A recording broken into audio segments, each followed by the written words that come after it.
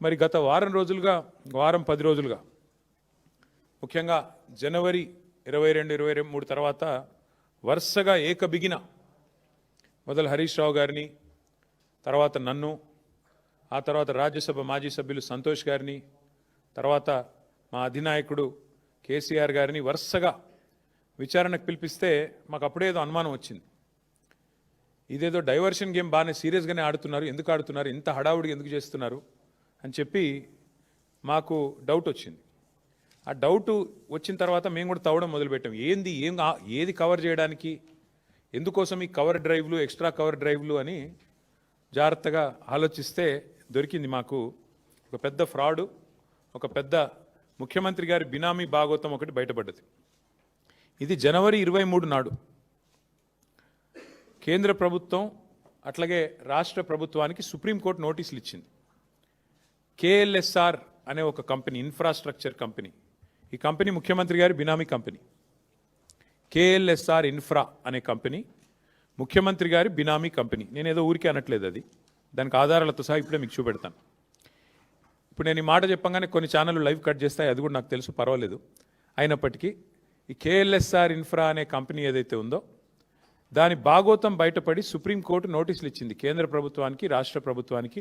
వెంటనే మరి ఈ దివాలా తీసిన కంపెనీ ఏదైతే ఉందో 6,000 కోట్ల రూపాయలు, 6,000 కోట్ల రూపాయల వర్కులు వీరికి దివాలా తీసిన సమయంలోనే, స్పష్టంగా నేను చదువుతాను, మీరు వినండి. ఏం రాశారంటే, centre and Telangana get supreme court notice for KLSR Infratex insolvency fraud.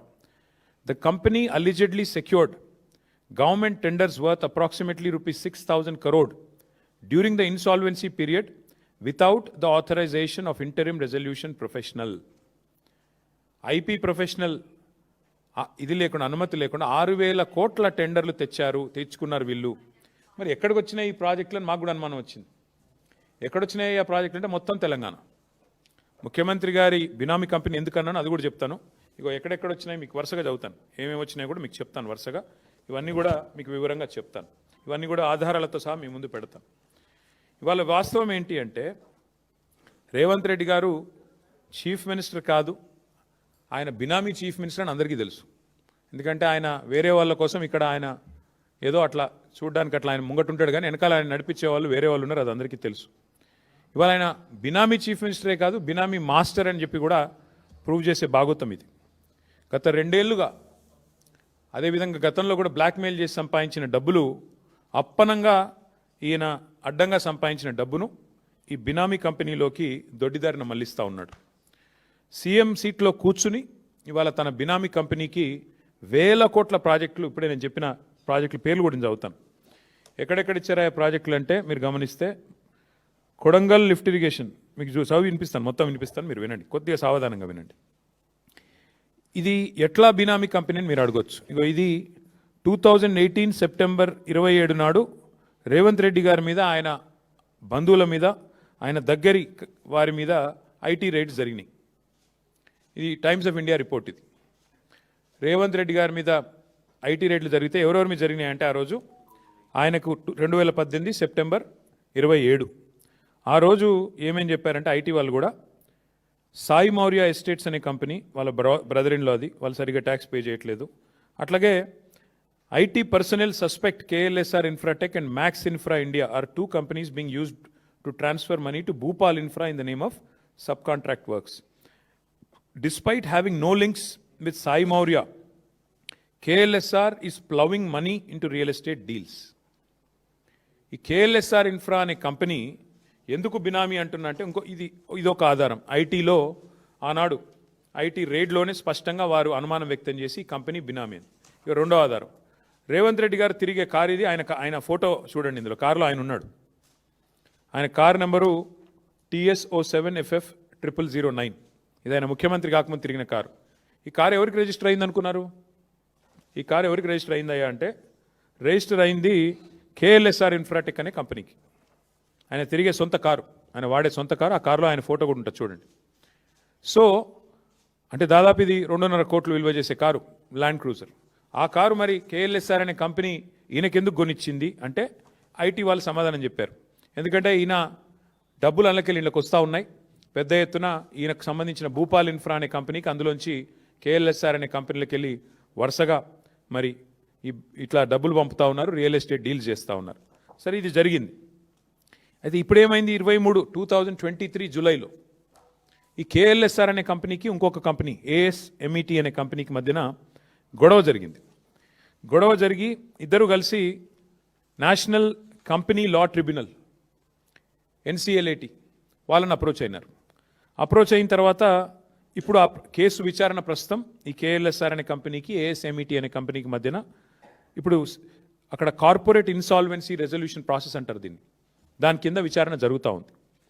Highlight ఏంటంటే 2023 నుంచి కేసు జరుగుతుంది.